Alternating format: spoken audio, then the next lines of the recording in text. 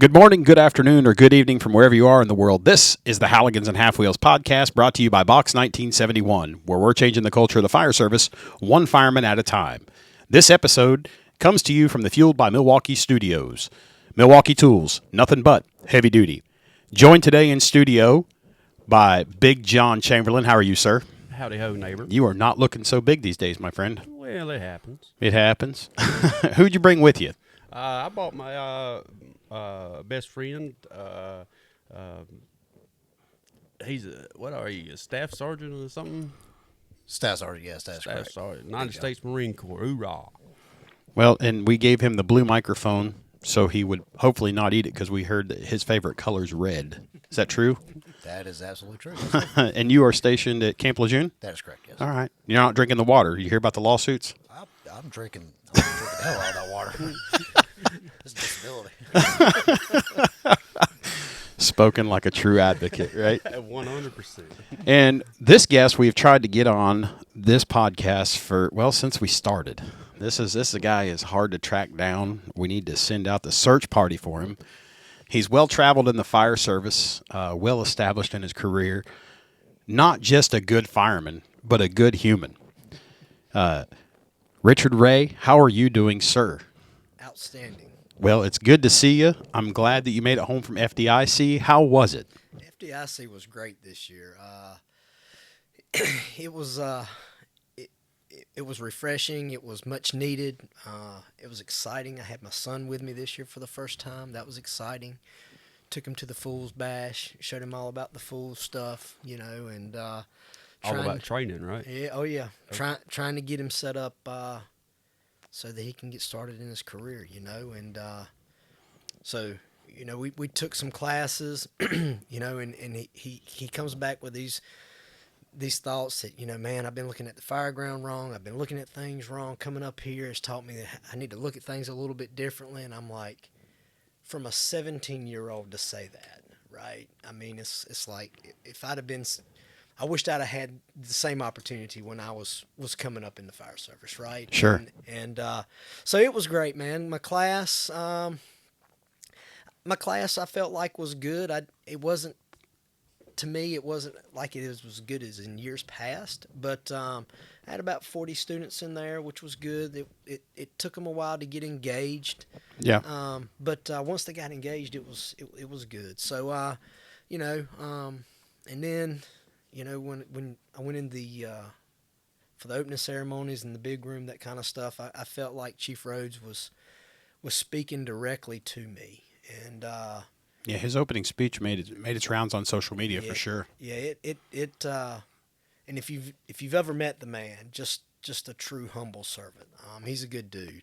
So it was good. It was it's what FDIC is all about, right? It's about energizing your batteries, getting a recharge, and being around people who get it and people who care. And the unfortunate thing is that for a lot of us, we work around so many people that just view it as a job, that just view it as something to do. And T-shirt and a paycheck. That's exactly right. And so to be around energized people who are into the job, who it's okay to talk about the job.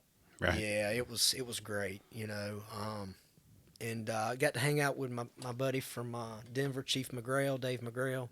Genius guy. Man, unbelievable. He can talk on many levels. And he is, again, just a good humble servant type of guy too. That he spent some time with me, and so we were able to talk shop and to get perspective from his DFD to my DFD was pretty cool. So you're the rank of a battalion chief now, yeah? Yeah, I'm a rank of battalion chief. I did try the division chief thing. I acted for a few months as a division chief, but I didn't pay attention to details. So for everybody listening, when you go about this job, the devil truly is in the details, and so I got kicked out of the process because I didn't pay close enough attention to the policy, and that's on me. That's on nobody but me, and I own it, and it's okay. right? I get to go back and be in the 4th Battalion on the east side and work with some outstanding human beings and people that I just love being around, and it's really it's okay, right? I'm in the fire station. I'm with the brothers and sisters, and we're hopefully we're gonna go to more fires, So Well, you don't go to many fires in the office either. No, the fires that you get in the office are not the ones you want to deal with either, usually. So, well, you still got tread on your tires, right? and that's the thing. That's when you don't have no tread on your tires, you go and you sit in the office from 8 to 5. Yeah, you've got a lot of tread left on those tires. I appreciate that. I'm trying. Well, it's not easy, right? It's not easy, one, to eat right, stay healthy. It's tough. It's hard, and I have found that when I was thinking about some things coming up here today about what we're going to talk about, this and that, and then I got to thinking about, man, if I had my knowledge, the knowledge I have now, put back in my 18 and 19-year-old body. Oh my word, friend! But I have found that there's a progression, and what I'm thankful for is that the drive is still there, the desire is still there. I still want to go to fires. I still want to do the work. I still want to serve others, and for that in itself, it's I feel like that. If I ever lose that, that's when it's going to be time, Right. Right. And the other piece of that is, that goes back to the learning side too, right? I mean, when you stop learning in the job, that's when it's time to hang up the hat too, because every day's a learning experience, So yeah. So you're kind of I'll call you a legacy fireman. If you had a flat top, you'd be a spitting image of your daddy. Oh, my word. And some camis. Right. So tell us about your dad and where he started his career, and then kind of how that progressed into you going to fires and you becoming a career guy. All right. Can I take it one step further and go back to my grandfather? You can do whatever you want, buddy. You can. And by the way, this is a unscripted podcast. We have no notes in front of us except very minimal, just some outline stuff, and we just do what we want, buddy. You can say what you want. I know that everything you say is not a representative of your agency or any agency that you're affiliated with. They're just your words. Right. And we're going to stay away from agency names. Yes. But the point is that anything goes. So if you just want to swear, we don't beep it. But I know you don't swear too much. I do enough swearing for the both of us. I try not to. Sometimes, though, when I get to work in the mornings and get some of the BS, it does pull it out of me. So anyway, I ain't even had time for coffee yet. Yeah, I'm gonna start off by saying that I'm a 3rd generation firefighter. So my grandfather moved to a small town here in the area, and he wasn't one of the original members of the department, because he come in a couple years after the department was established. But he served from 1941 until 1979. And the only reason why he stopped was because at the time in the state of North Carolina, in order to receive the pension fund, you could not still be an active member. So he had paid up for his pension fund. He had his time in, and so for that he retired, and he still stayed on as I remember him having a tag and it said fire marshal on it, and I'm like, Papa, what in the world's a fire marshal? Because I was a kid, I didn't know, and he talked about how he does fire investigations and that kind of stuff. So he was still an active member and still actively participating in the fire department. He just wasn't going on calls.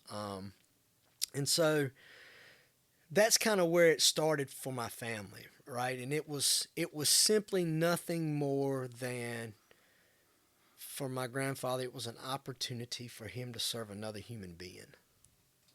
That's Wow. That's what it was. Different generation.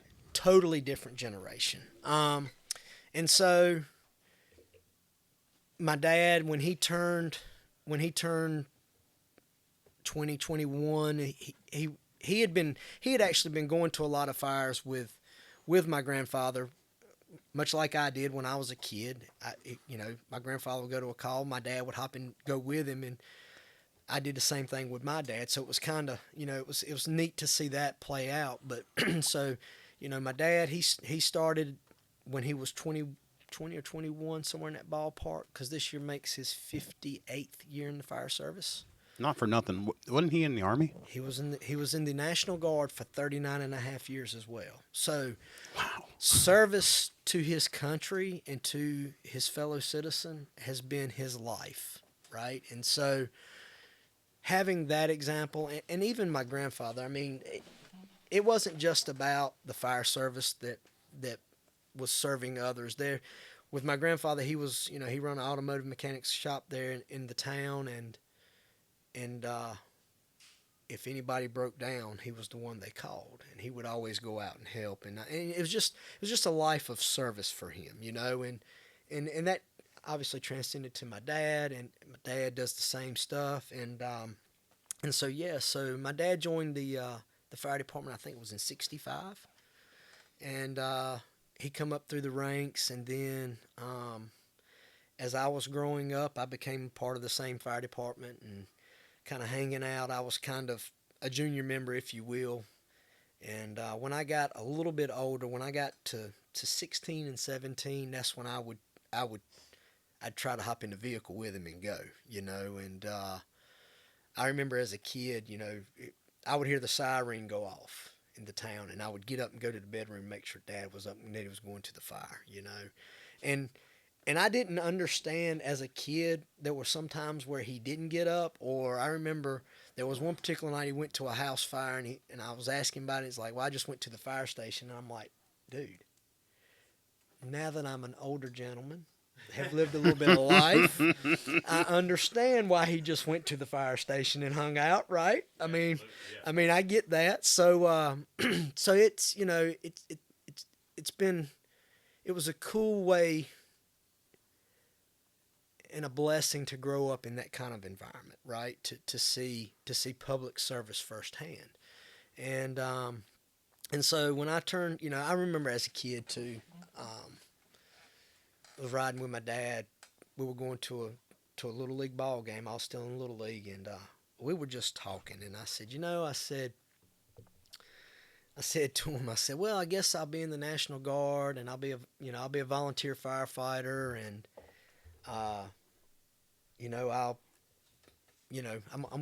that's what I'm gonna do, when I grow up."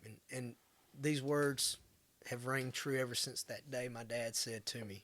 And I can tell you exactly where we were sitting in the area. That's how vivid it is for me. He said, "Whatever you do," he said, if you want to be a mechanic, if you want to be in the National Guard, and you want to be a volunteer firefighter, if that's what you want to do, great. He said, "Just make sure that whatever you're doing every day in life is something that you enjoy." He said, "And your life will be a lot better and a lot less stressful." And I, as a kid, didn't understand the impact of those words. But when I started my fire service career, those words rang true even more so. And I can honestly say, outside of the politics, outside of the, the struggles that come along with being a firefighter, I've enjoyed what I've done every day, and to be able to do it is a blessing. And so that's kind of where I come along. I started out when I was 18, and I would go. I mean, if the pager went off, it didn't matter what it was. If the pager went off, I was there, and I was pushing Daddy to go.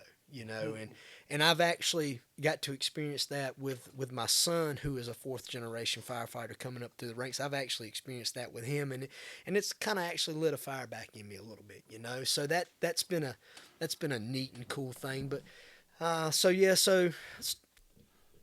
I go off to college. I go to East Carolina. I knew it. Yep, I went to East Carolina, and so. When I started off at East Carolina, I didn't really know what I wanted to do. I didn't really.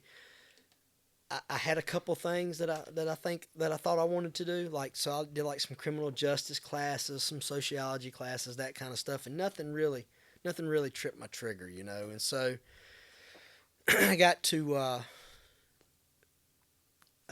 my sophomore year, and things weren't going very well from a classroom standpoint. I made my first F and first D. Oh, I had a 3.7 GPA, and after the D and the F in the same semester, you can probably imagine what happened to my GPA. So Dad informed me that he was, that he appreciated me being honest with him about my grades, but he didn't typically pay for parties that he couldn't attend.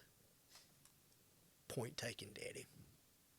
I could just see him saying that. His eyes are so stoned. Right? Just.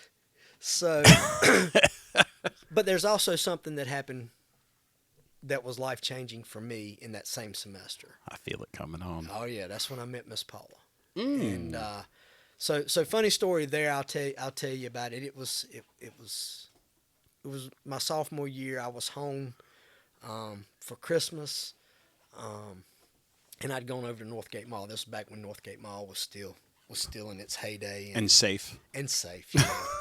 And so didn't close at 6. Right.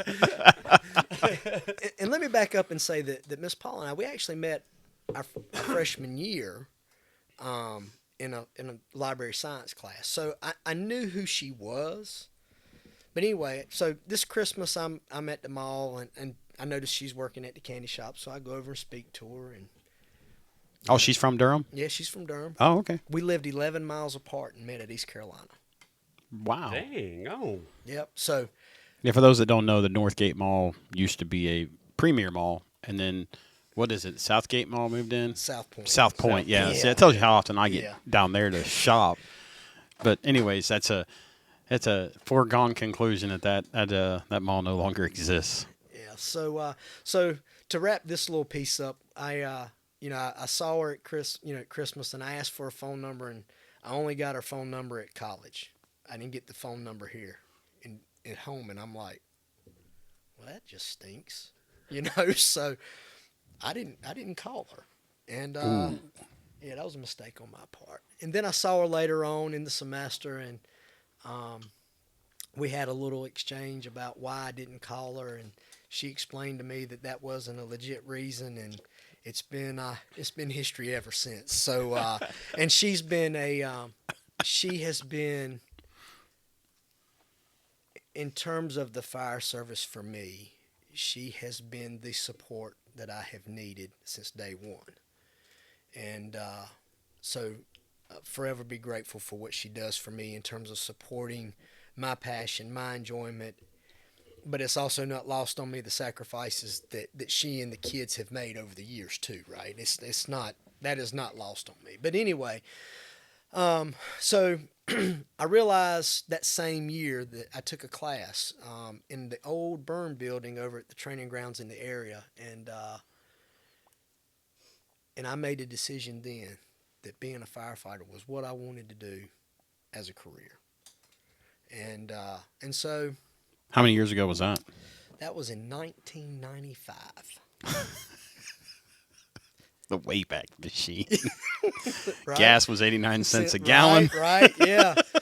Things were actually affordable. And so anyway, I couldn't give up my time at college. That wasn't fair to my dad and my mom. So I finished out college.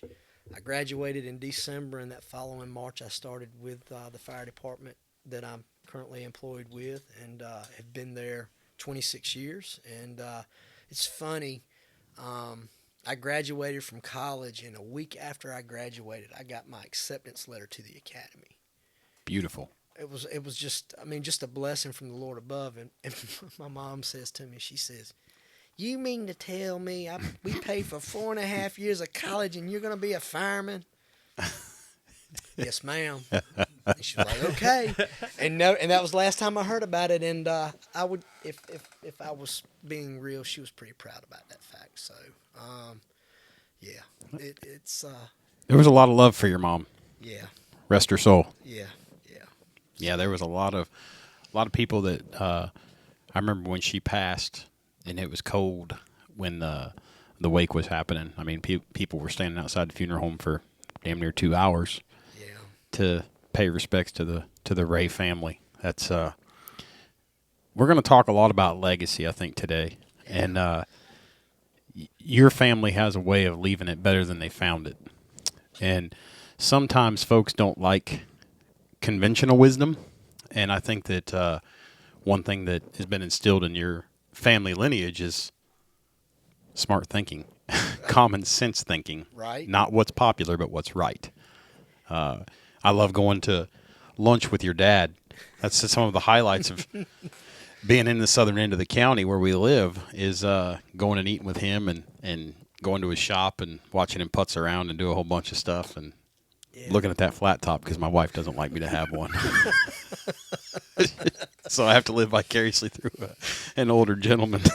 So yeah, I mean that's and that was the way he led the organization too when he was chief, and a lot of respect for him when he. I mean, just I always said if I could just be a third of the man that he and my grandfather was, and just even a third of the firemen that they were, I would do okay. And I apologize if I say fireman. I probably should say firefighter. No, fireman's fine. No, But- It's right there on that logo in front of you. So, there's a difference. There's a woe man and a man, and that's how we feel about it. got you. So, It is what it is. yeah. So it's also pretty humbling to see the respect that Dad is and my grandfather had, and being able to carry that legacy on in the same community, in the same service.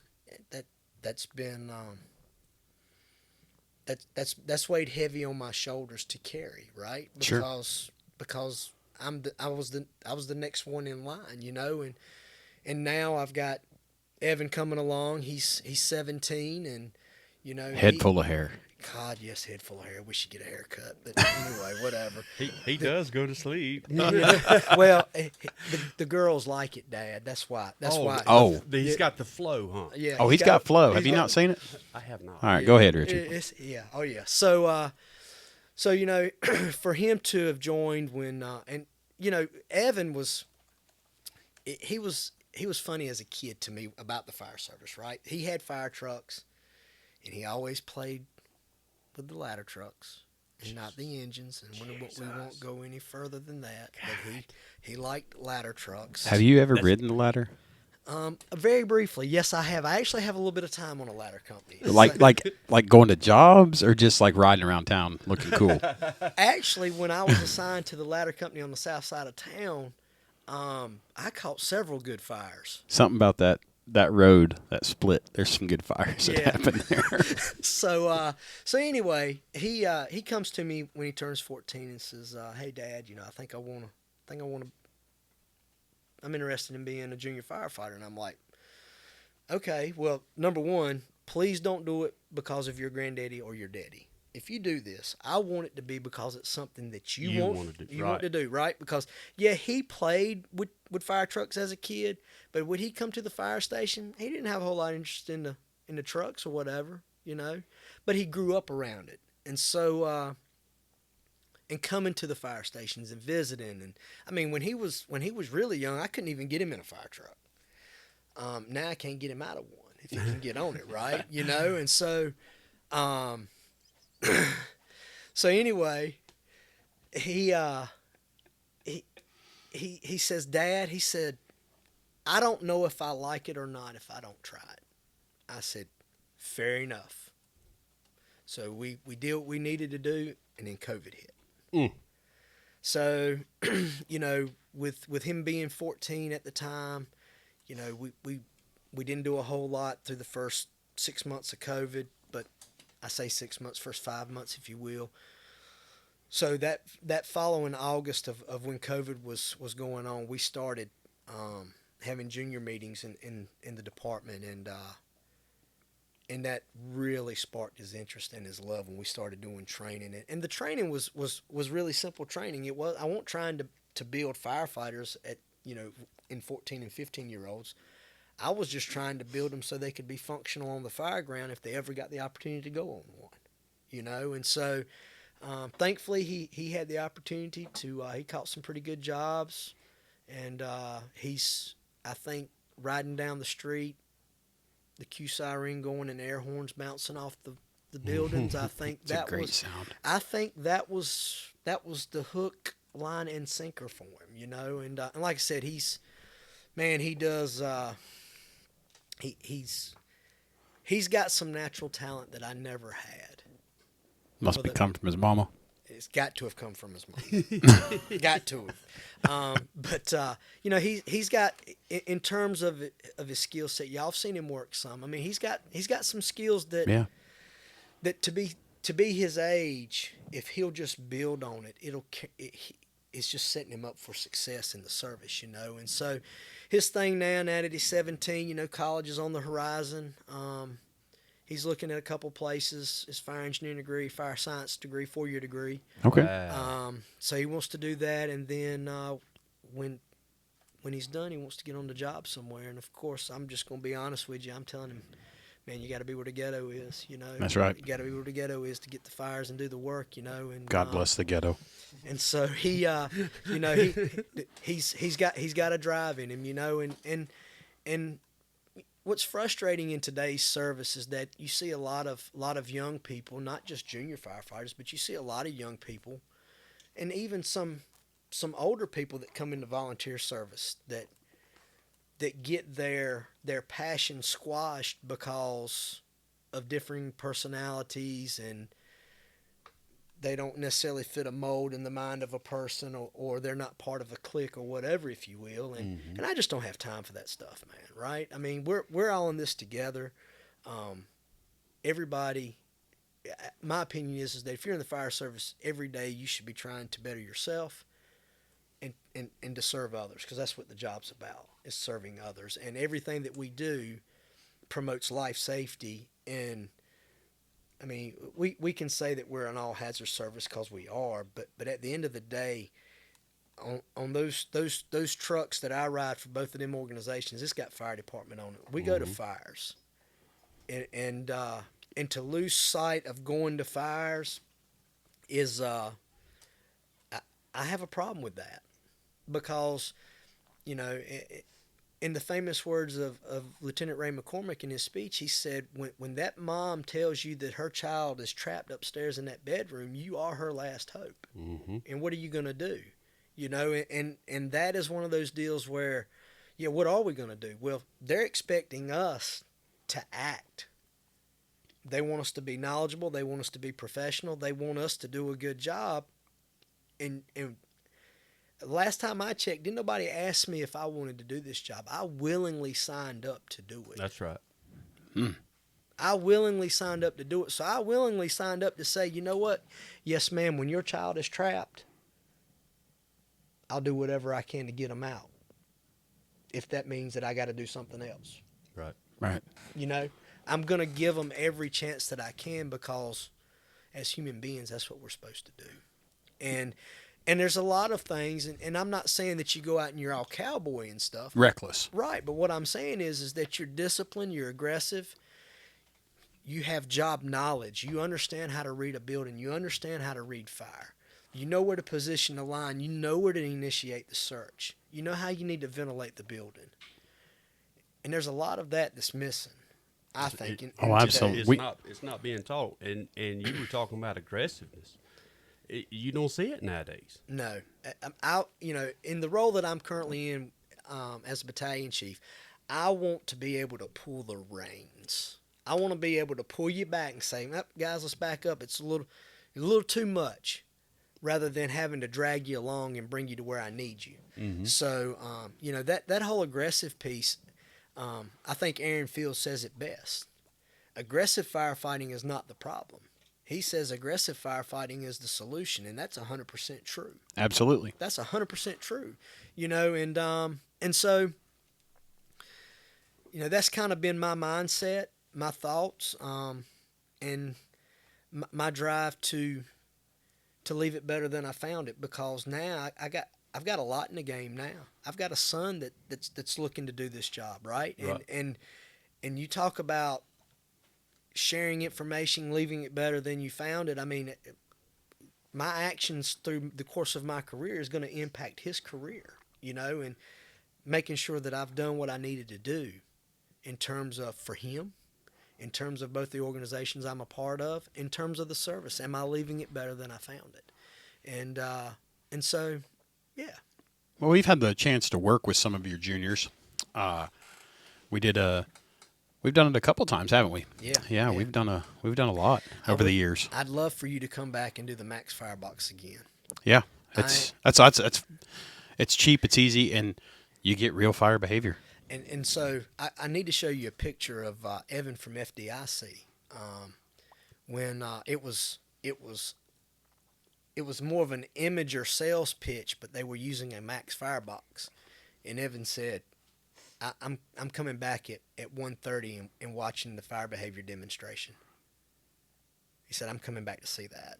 Right. And it wasn't because he wanted to look through the cool imager. Oh, we knew exactly who you're talking about. Tactical thermal imaging. Go on. He wanted to watch the fire behavior in the Max box. That's right. The more you see it, the better off you'll be. And so, again, I mean, I'm not going to lie, that's a cool dad moment, right? Right. I snagged a few pictures of his long curly hair in a hat watching it, But, yeah, I need to get y'all back there anytime. to do the firebox, because that's probably one of the more cooler props I've seen. Yeah, in service. It's a really good prop. We're very happy with it. We've very minimal maintenance and very repetitive to show actual realistic conditions. But I will say, the whole group of juniors that you've brought along have impressed all of us. We did the what was that? Warren County wanted to do something together, so we did a day, and then we had a day before that we did something with juniors, and a couple times we've been to your firehouse. But it's amazing to see how these kids have progressed over the years, and you're like, oh, okay, I didn't think that kid was going to make it, and then they turned out to be a bright shining star, and you're like, wow, all right, you get to watch that, you get a cool moment that you get to see. I got a question for you, Big Jon. Oh, Jesus. What are you smoking on over there? I have a Maduro Papos. Yeah, how is it? It is delicious. Yeah? What are you smoking on there, Staff Sergeant? Is that right? Is that how you say it? That's it. All right, brother. All right. I'm smoking on a Diamond Crown Maximus. Sounds expensive. It tastes like it should be. Well, I am smoking on a K by Karen Berger Maduro. This cigar Karen actually owns the factory, the farm, and the shop in Daytona. Her husband was Don Kiki, and he passed suddenly a few years ago. And they used to have the Cuban Crafters. They wanted to be the Walmart of cigars. And so she still has the farm in Esteli, Nicaragua. This is actually her favorite cigar. She calls it her little chocolate bar, and I will tell you that it's got hints of chocolate and caramel in it. And people are like, how can you taste that? If you smoke it, you'd understand. It's crazy that, like, as they sit in the valley, the soil comes down, the minerals wash down into the valley, and that's what makes the cigar have flavor. That's why here in the area where we live, the cigarette tobacco is immediately exported to China because of the soil that we have. It's unique for the type of tobacco and flavor, but it makes me crave hot chocolate. Like, it's going to be 80 degrees today, and I want to have a glass of hot chocolate with this. So, and maybe I'll just have a little bourbon later on to satisfy me, or a nip of dark chocolate. But yeah, Richard, I know you're not smoking. Miss Paula would have your hide strapped to the Santa Fe and headed west. Yeah. So go ahead and make the best sound in the world. Do you got it, John? Oh, you already did it. Oh, you've already done it. All right. So I want to add one thing to you that Sure. that I thought was pretty cool.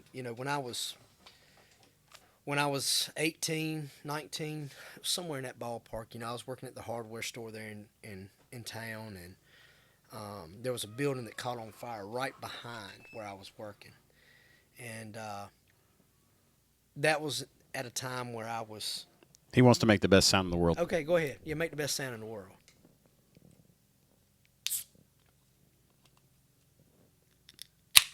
That Adolph Coors, boy, he knew what he was doing when he made them Yellow Jackets, didn't he, boy? Ice Cold and Joy Staff Sergeant.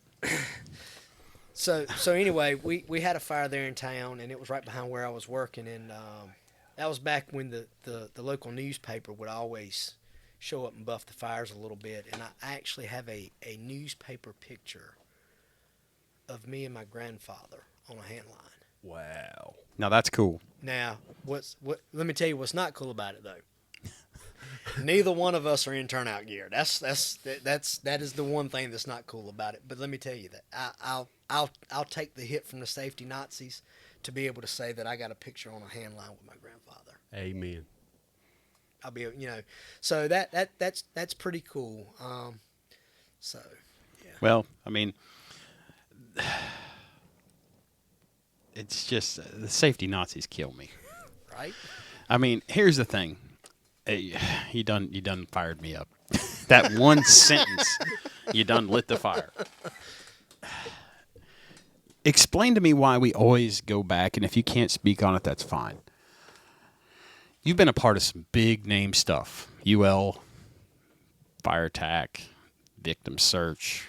You're doing some big things. And the cool thing about you, and I always say this, stay humble or be humbled, right? Right. And you're just a guy that doesn't care. You live on your road on top of the hill, and you ride your Mastercraft around the lake, and you don't put upon nobody. You don't post it all over social media that you got a class somewhere or update your Instagram. Now, I'm not saying that we don't have those to promote this, but you're not promoting Richard Ray.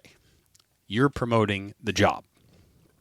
So I say all that to say it makes no sense to me why we say, oh, well, NFPA says your helmet expires, your gear expires. That's cool. All right, I hear you. But NFPA also says you're supposed to have 4 on a truck. Right. So you either follow all of it or you follow none of it. We don't pick and choose. Well, I'm not trying to step on toes here, but let me ask you this. If it does offend anybody, pick your damn feet up off the floor. Wee. How many? Richard's already off the floor. Mine already off the floor. I can't reach the floor with the chair I'm sitting in. How many fire chiefs will go out and won't play golf unless they have a minimum of 4 on the golf course? Ooh. That stings. You know what I'm saying? I mean, let's be honest here. I mean, you make a very good point. We preach NFPA. If your gear's 10 years older, you got to take it out of service. If your helmet's 10 years older, it's got to come out of service. Are you following the NFPA standard for live fire? Which I think you should. But are we doing all this NFPA stuff? But yet, when it gets to the staffing piece, we want to. We're going to take exception to that. We're not necessarily going to follow that, and I don't understand why that is. I don't. Because that costs a lot of money to staff somebody. Oh, no doubt. You're talking $300,000 for 3 people today. Health insurance, everything else that goes along with the benefits package. And that don't include getting them trained. That's probably, correct. So. And then what kind of training are they getting? Right. Are they getting training from somebody that doesn't ride the truck? Are they getting training from somebody that goes to one fire a year? Right. Right. So it's funny you say that. I was yesterday I was talking with an individual who was telling me about a fire that they had been on recently, and where the fire was located, the crew that went in said they couldn't find it. Searching for it. It was obvious that the building was on fire and they were having trouble finding it, right? And so another crew goes right to where the same crew was originally standing and said, yeah, we found it in here. Well, it was an attic fire, and apparently the initial company only poked a small hole in the ceiling and couldn't see anything, rather than, hey, let's open it up. Let's open it up and see what we got. The building is on. You can stand outside and see that the building is on fire. There's no question. Right. And so the point there is that, the experience piece, right? And this is kind of where I get on a soapbox too. Everybody wants to argue that fires are down. I've looked at numbers. I would argue that fire calls aren't down. You tell me a fire department today in America that's running less calls than they run last year. Fact. Tell you if you can find one, I'm all about it. So we talk about structure fires, and we talk about, we're not going to as many of them that are on fire. 100%. I would agree that we're not getting the working incidents that we used to have. I think we're still getting the runs, but maybe not the working incidents to a certain degree. But let me ask you this: what has changed? Well, technology has been the changer, right? And everybody says, early detection systems. You got sprinklers. You got this. How about the cell phone in your pocket?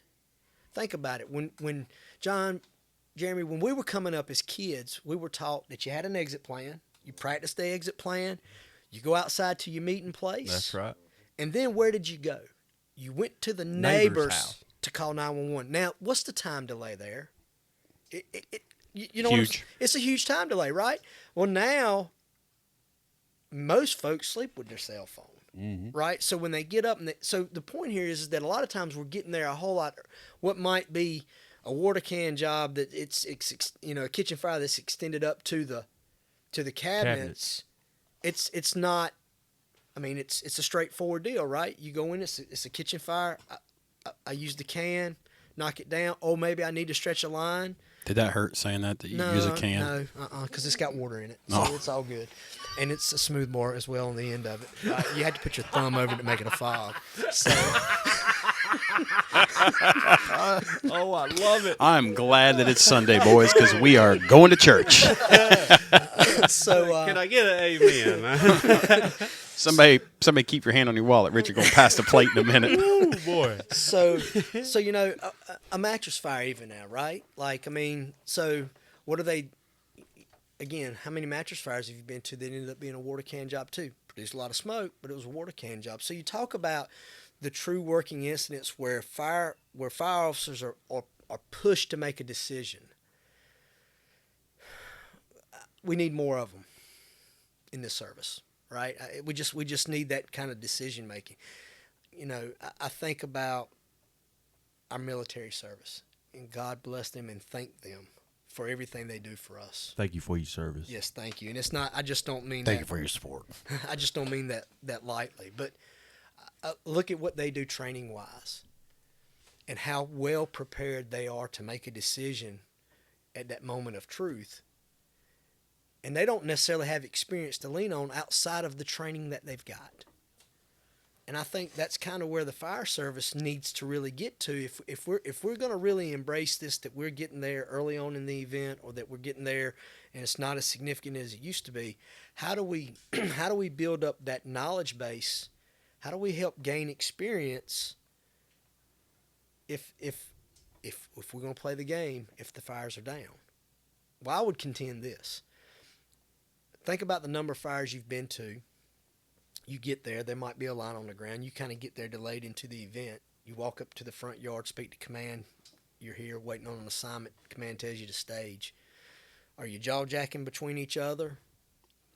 Or are you watching the building, watching what's going on? Are you looking at truck position? Are you looking at ladder placement? Are you looking at line position? What are the conditions telling you?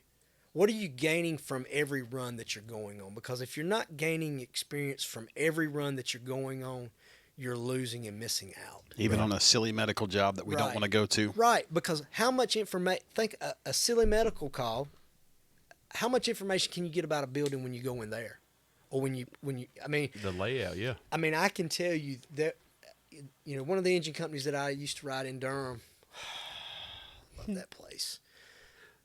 There was as much information gained on the medical calls as it was on the fire calls about the buildings that we were going in. And there was a guy that I worked with down there that his knowledge of that area and some of those buildings was just, it's just unbelievable. But he's a student of the craft, right? I mean, he takes every opportunity to learn, and I think that's one of the things that we really have to push, especially in our new firefighters and those that are new coming into the job, is that, hey, you got to make the most of every experience afforded to you, be it on the training ground or be it on the fire ground. And this whole nonsense about people can't go on fires and learn, that's a crock of crap. Anybody that says that a person that goes on the fire ground and just stands there and watch can't learn anything, they got their head stuck slam up their ass. And that you can't. Not everybody has the opportunity to put hands on and do it, but they can certainly watch it and pick up and go back and maybe do a drill on it back at the fire station. Right. Can they not do that? So that's kind of, and you talk about safety. The safest firefighter is the most competent firefighter. Mm-hmm. So let me ask you something. Piggybacking off competent. In your experience, why are competent guys, albeit flawed, loud, arrogant? I want an arrogant guy. I want a whole battalion full of arrogant dudes. I want the craziest dude on the fire ground coming to rescue my family. No doubt. I want the craziest guy out there. I want him to be trained. Want him to be good. I want him to be good, but I want the craziest one out there. That's right. I just don't understand why we say, oh, well, his personality doesn't gel, so we're not. I've sat a part of hiring processes where guys will not be hired because I was the only person saying that's who you want. He's too aggressive. Well, I think that's a cop out because the leadership don't want to deal with the individual. They don't want to give them a chance and work with them. But why should leadership? Leadership's not the one managing the person. That's what I don't understand. And why? This is something else I don't understand. We are in a crisis right now. Your agency's hiring 50. The next agency over that's a metropolitan agency is hiring 50. Wearing European helmets, but they're doing it. Right. They're hiring 50. Another big municipality to the western part of the state is hiring a whole slew of people. Yeah. Do you think maybe we should go? We want those rogues. I'll say it, rogues. I mean, Carl Hamlin's a rogue. Yeah. I want that dude coming for me. Amen. I want his people. Amen. I do not want these people that are touchy-feely. I don't care about that. We have lost so much. Staff Sergeant, you could probably speak of this in the military. I mean, has things gone soft? Again, I'm going to speak on behalf of myself, not on sure. behalf of my organization. Sure. But yes, to an extent, especially when we're in garrison, we're not actively engaged in war, but we train like we play. Yeah. 100%. And if naturally we can't, we still train with live fire exercises. So if somebody slips up, somebody f's up, then somebody's getting hurt. Real world shit, Yeah, exactly. But yeah, absolutely, things are getting soft. It's the new generation. To be honest with you, bro. When did you graduate basic? March 30th of 2012. East Coast or West Coast? East Coast. So you went to Paris. Paris Island, yes, sir. That was a good time. Yeah? Best 3 months of my life. All expenses paid vacation to South Carolina. I definitely got on the wrong bus because they told me I was going to Disney World, and, well, those counselors were not very nice to me. That's awesome. No, it makes sense, Richard, that I mean, I get it. We don't want problem children, but problem children, aggressive firefighters are the ones that are getting, and they're not, this is going to sound so bad, it's an oxymoron. They're the ones that are getting jammed up. They're the guys that are having to bail out windows, or the guys that are having to, find a secondary means of egress. But those are the guys making the push to the fire floor or to the fire room. And we look down upon that. Went to a fire very recently. I did. Third in, first line through the door. What the fuck? So let me tell you about an experience. So I'm working with a fire department right now that I've been doing a lot of work with them, and they've got a secret sauce, bro. It's a good place. People are not leaving. People are staying. They're making change. Their leadership is just on point. But I was up there doing hose and nozzle stuff. That's all right. I'm sure that's a shocker to you. Fireman's helpers. Right? Oh. So we were up there doing some training, and they get a run for a structure fire call, right? And they're going out in the county, and it was 18 minutes from where I was standing to this fire call. So the battalion chief that I'm with, I'm like, hey, are we going? They're like, yeah. All right, so I get in the buggy. The engine's already left. So we're going out in the county. And I said, how far are we going again? She's 18 minutes away. I'm like, okay. So the engine that left in front of us calls command. There's already an engine company on scene. Right. There's already an incident command established. The engine company calls command and says, we're about a mile out. What assignment do you have for us? The answer was, the line is stretched to the front door waiting on you. Shut up. 18 minutes. These people's house is probably... John Wayne time. So, so of course, when I got there, I said, what can I do? And the battalion chief said, well, there's 2 air packs in this vehicle. There's an extra air pack on the engine. What do you want to do? See you on the fire floor. There you go. So, I mean, and again, I was up there again doing more hose and nozzle stuff with them. Get to run to a different part of the county for a fire. Get there, and the fire department that got there first, they actually had a daytime staff, so it was 1 firefighter. Okay? And he's working his ass off to address this fire. And it was a fire that he could address, right? It was on the fire was showing from the Delta side. He had a doorway and 2 windows that fire was blowing out of, right? So, I mean, he stretched the line to the fire. He started addressing the problem, right? Mm-hmm. Right. So we get there, and first thing I'm like, well, what do you want me to do? So for you truck guys out there that like to get on me about truck work, Truck monkey. I asked the officer. I said, "Hey man, tell me what you want to do." Well, let's make sure we got the line in position. Okay, I'm good with that. So I get up there with him, and I'm like the 5th one in line to make it through the door. So I'm like, yeah, this ain't gonna work. Drop the knob. So I said to the officer, I said, hey, and this was really good for me, by the way. I said, hey, how about I take another entrance and go ahead and initiate a search? He's like, yeah, that'll work. Textbook, right? You got the line going through the door. It's 3 or 4 firefighters there. Why not hop on another entrance and start searching? Mm-hmm. So the front door, I didn't get to force it because it kind of come down. So I just had to push it out of the way. So I go in and I start searching, right? Well, I mean, it's some decent heat. I mean, and it's black, which for a chief, it'd been a while since I'd been searching in that kind of environment. So it was really good for me. It was really good, right? So I get the living room search. It's ranch style house. So I'm headed down the hallway there. I catch the first room on the left. Do like we say do, like what the UL studies have proved. I go in, I search the room. I close the door behind me, search it. Tried to get the window up so I could ventilate that room. Didn't work. Whatever. So I come back out, close the door, hit the next room.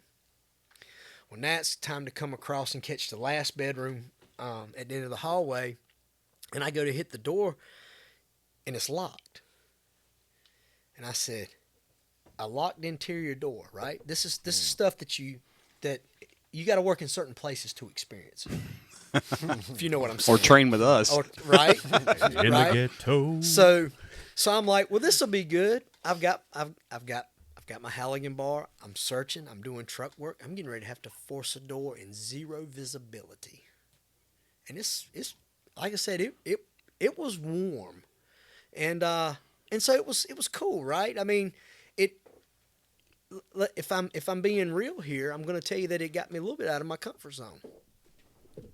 I'm just going to be real with you. And I can tell you that that's exactly what I needed. Mm-hmm. I needed to get out of my comfort zone because I needed that. I needed to grow. I needed to get better, and that was a good test for me, right? And like I said, I'm not going to sit there and tell you that the interior door was textbook, but it was forced. Did it get open? It got open. So when you start thinking about organizations and the hiring and people coming in and what we're facing and these long response times that some people have got, I mean, it's all around us, friend. It's close to us. That's not a far-fetched thing. Right. I mean, I can tell you that in my volunteer department, we had a fire back in the fall of last year where the fire station sat 1 mile from the house that was on fire, and our mutual aid department beat us in. Our mutual aid department beat us in. Not only did they beat us in, they laid the feed line from the hydrant. Dang. That's the volunteer world now. I mean, shopkeepers are not letting people leave. No. The restaurant next to the firehouse, or the car dealership down the road, or the shopkeeper that runs the print shop, or they're not letting people leave. That's right. And so, that's one crux we face currently is trying to get staffing into firehouses, and it's rough. You mentioned forcible entry, and I want to take this is the May podcast. The Tunnel to Towers training is taking place June the 3rd in Patchogue, Long Island, New York. The details for that are all over Facebook and Firehouse Innovations social media. Just got off the phone, we all did, with Mike Perrone this morning. Something cool for the Blue Door is that it's now going to be on wheels, aftermarket wheels. So Big Jon says, "Yay!" Just don't wear flip-flops. Yeah, don't wear flip-flops when you move the door. But we're happy to announce that for him, but we're going to talk about our partners real quick that help us go up and down the road and provide some of the best training that folks have told us that they've ever had. Firehooks Unlimited, don't be fooled by imitators. Box 1971 is an authorized trainer and distributor for Firehooks Unlimited tools. Thanks to Captain Farrell for all of his contributions. At 92 years old, we're going to see him in just under a month. We're excited to see him. Absolutely. Firehouse Innovations, we just mentioned them. They've got over 2,500 doors in use. We're proud to utilize both doors that we have, the crush door prop and the HT 175. This one's a personal favorite of Richard Ray, Akron Brass. Amen. Amen. Flow meters, nozzles, appliances. Akron Brass doesn't need catchy slogans. They just give you water. Old Pappy's Tool Lube, don't be a fool. Lube your tool. We have been recently using their grip wrap on some of our tools, giving that a test run. We are very, very happy with that, as well as the Old Pappy's Tool Lube. First in Leather, Mikey Hillman up there in Maryland. Use Box 1971 code for a 10% discount on $50 or more when you order from First in Leather. Rock Rooster Boots. Every step matters. Be the cock of the walk and rock out with your cock out. That's Rock Rooster. Amen. And Thompson Multimedia. If you can imagine it, Shooter Thompson can make it happen. Awards, trophies, graphics, decals, or vehicle wraps, Thompson Multimedia is a one-stop shop for all of those needs. I have to tell you, I feel like the Grinch, Chief. Why you feel like the Grinch, man? Because my heart just grew hearing that you forced the door and you had a Halligan in your hand. You've talked the can, you've talked Halligans, you've talked truck work, but you're an engine guy. So you rode a very busy engine for the majority of your career. That's actually where I met you.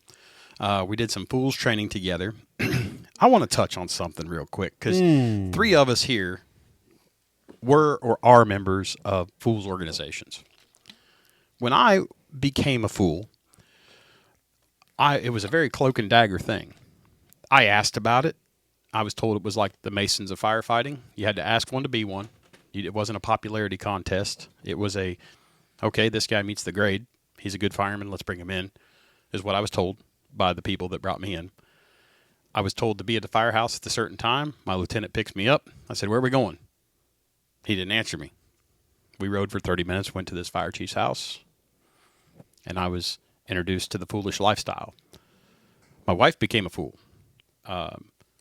And it was about brotherhood and camaraderie and doing the right thing for other people. Now it seems to be only about training, which is not a bad thing, but it seems that that's the only focus. I don't see any of the other, other than FDIC, right? The Brotherhood Bash, or you go to Safer, they've got the Bash, right? But that seems to be all it's about. It doesn't seem to be like it's guys getting together for collective things anymore. We used to have meetings in the great state of Wake, and we would all get together and we'd go to people's houses and do things like that, and that just doesn't happen anymore. The spouses don't seem to be involved. It seems to just be only focused on training. What do you think? I believe you're correct. The training is a good thing, but you got to look at the aspect of the job, and that the biggest thing is brotherhood, and going to someone's house or going out spending time with each other. I mean, firemen tell some crazy shit when they've been drinking, you know. Absolutely. But you know that laughter you just had right there that everybody at this table just had? That means a lot. Yeah. You know, there used to be, I used to know, I could tell you every guy that was in my original Fools chapter, their name, their wife's name, their kids' names. And that was big You for sound me. like a damn Roger Miller song. Is that the guy that sings for Trailer for Rent? Absolutely. That is the song. King of the Road. So talking about Fools, I have an interesting story about the Fools stuff. Okay. So I started going to FDIC in 2000. How long you been presenting there? Since 2012. So you're on, what, 11 years now? 11 years, yeah. Humbling. Don't take it lightly. Yeah. So Don't take it lightly. it's a lot of fun. I met a lot of good people, a lot of friends that perished on 9/11. The great Andy Fredericks, who was before his time. Oh, man, yeah. So I took his last class at FDIC in 2001. Yeah. And You want to know something? I was in that class, and we never knew it. really. Yep. So, wow. Just till right now. Right, wow. So, When you said that, I was like, holy shit. I mean, I got pictures from that class. I got some pictures, yeah.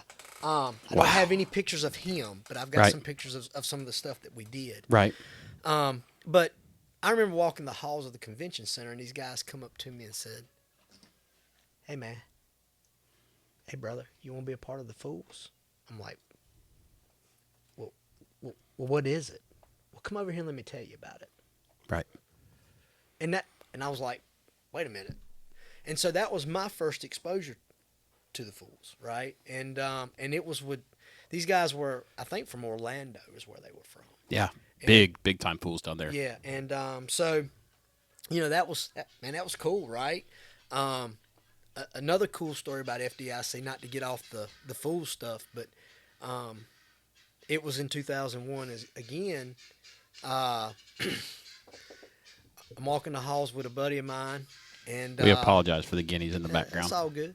And these two guys grabbed us and said, "Hey, come over here to this side hallway." And I'm like, "Wait a minute, you know, you don't want to." I'm not sure that I want to go down this hallway, but anyway, so We've got candy. yeah, right. So what's interesting is that was the original prototype for the DRD that's in the jackets now. This guy, he put the jacket on. He said, "Grab this device." He said, "What do you think about this for, you know, we're trying to get a lot of input from firefighters up here." And so it's like, holy cow, you know, and so then 9/11 happens, right? And I think about the impact of FDIC 2001 on my career. And it's huge, man. To be able to be asked about the Fool stuff, to be able to see the prototype of the first drag rescue device that's in turnout gear now, and then to have had a class with the late Andy Fredericks. I mean, it's just, those are opportunities that I know come from the good Lord above. That it's nothing that Richard Ray did. Right place, right time.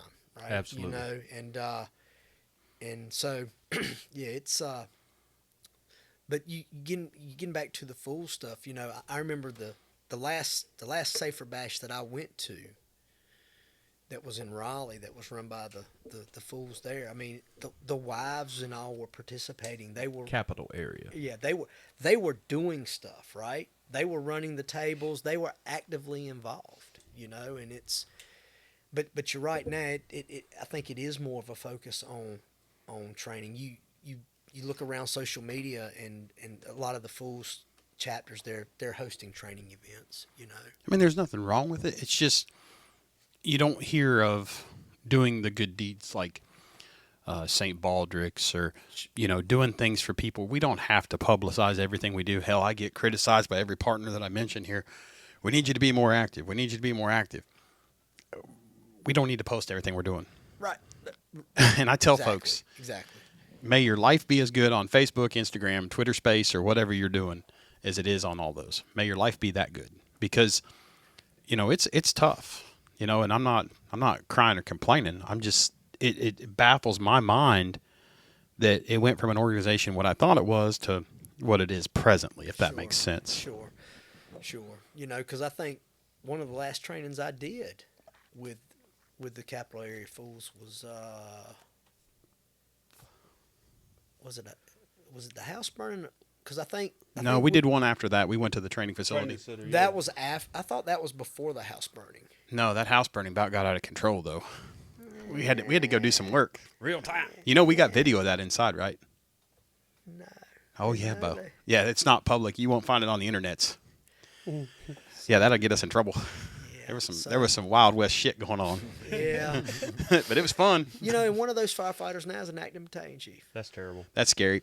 Is it the same one that almost burnt the house down? That's scary.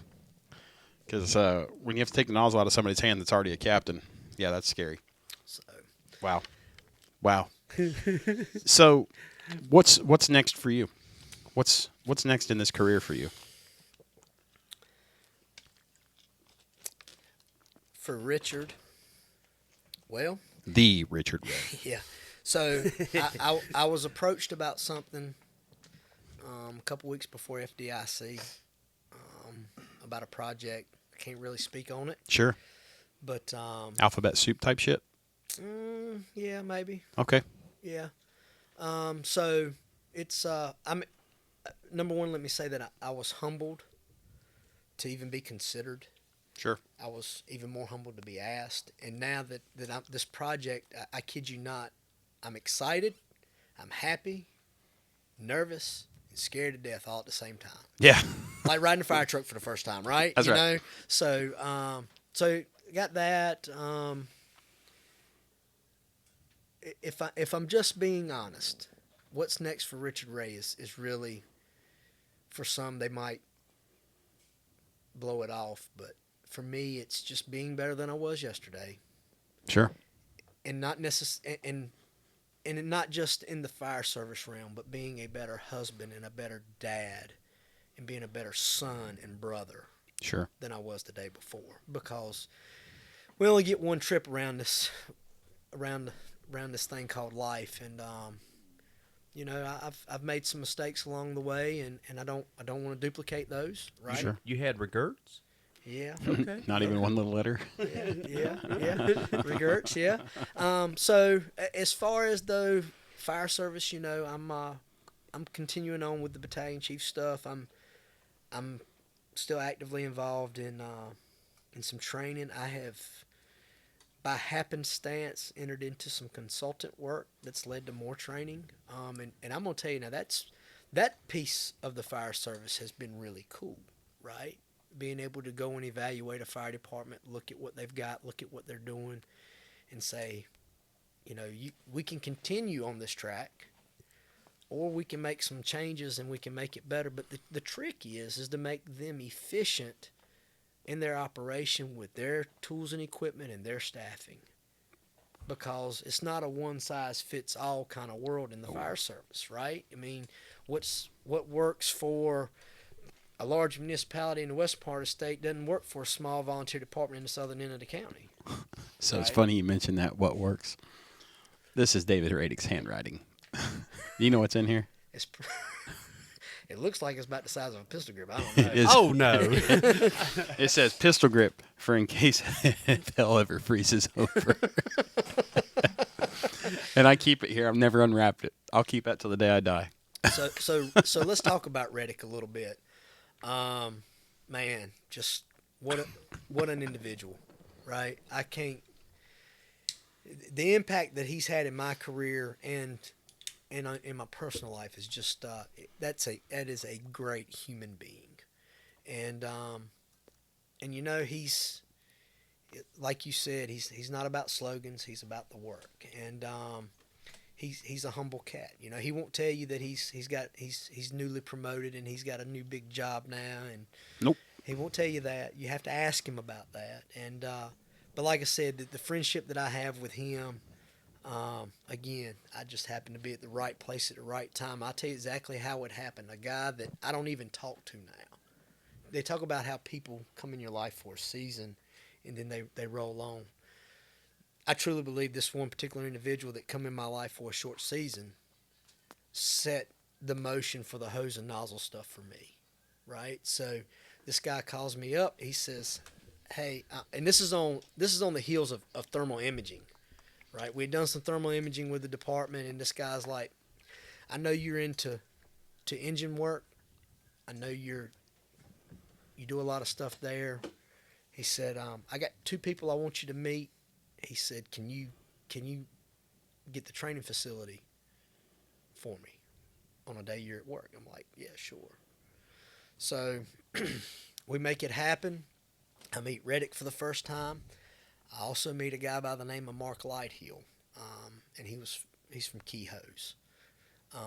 And so that really lit the fire for my hose and nozzle stuff, right? And so what I learned that day in a short 2 hours was, wow, we got a lot of work with our organization. What we thought we were doing that was right, it wasn't right.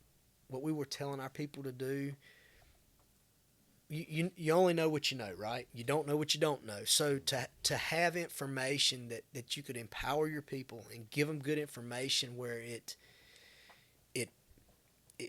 improves the fire department and makes it better, that's humbling and powerful stuff to be a part of. And to be able to have those guys come in, and they were, it was no fluff. There were no slogans. Straight to the point. Straight to the point. And one of them said, if you're looking to make this change in your fire department, this is how you got to do it. Well, I'm going to be honest with you. That kind of pissed me. Because I'm like, look, dude, number one, I've realized a lot of mistakes that I've made in 2 hours today, and I'm a little beat up right now, right? But I feel like I might know how to sell it to my department, but I will take the information because I'm not above it, right? Mm-hmm. I'm all about, if you're willing to help me, I'm going to sit here and take the information and do what I can. And of course that was the snowball effect, and it pushed us to new hose, new nozzles, new hose loads at work, and we've seen a movement in this area with the hose and nozzle stuff. And I told you about the department that I was doing some consultant work with.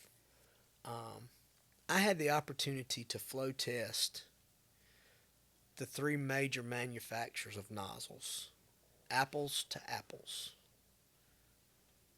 Apples to apples. And let me say that all of them make a great product. I fully believe that. I think your purchasing decision comes in who's going to service you, who's going to give you a better deal, because the performance is not noticeable by the end firefighter. Say that one more time. The performance between the three manufacturers. So you let's say you have a nozzle that has what I was flowing was smoothbore tip 7/8, and the fog nozzle was a 160 at 50 on a 1.88 or 1.75 on a 1.88. Okay. So same hose, just the only thing that changed was the tip. The only thing I changed were the nozzles. I regret not taking more pictures. Take more pictures in the fire service. That's a hard thing. I think I talked about that before. I had a fire chief when I first started out that was we used to have the 35 millimeter cameras, the disposables. Yeah. You take them to Walmart and have to wait 3 days to get them back. Yeah. Then you had our photo. We were chastised for taking pictures. So like when you said you had pictures, like it made me shudder, because I was like, that's the one thing that like I still have trouble with. 42 years old, bro. Still have trouble with it. Yeah. Because that one chief, what a prick he is, still alive, ruined that for me. And it sucks, man. It does. And they say, oh, well, you can't let one person ruin it. Well, when that one person has absolute control of your career, yeah. But anyways, enough with this. So that particular day, though, and so here's kind of how it went down, right? They called me up there. This department calls me up there and says, "Hey, we want to talk to you." Okay. What do you want to talk to me about? Well, we just want to talk to you about fire stuff. Okay. So I go up there, and we get to talking about hose and nozzles, which I think was really the original intent. And I get up there, and I'm like, y'all have got these two manufacturers. Where's the third manufacturer? And they're like, what do you mean? I said, you can't do a true comparison if you don't have all the players in the game, in my opinion. Absolutely. I said,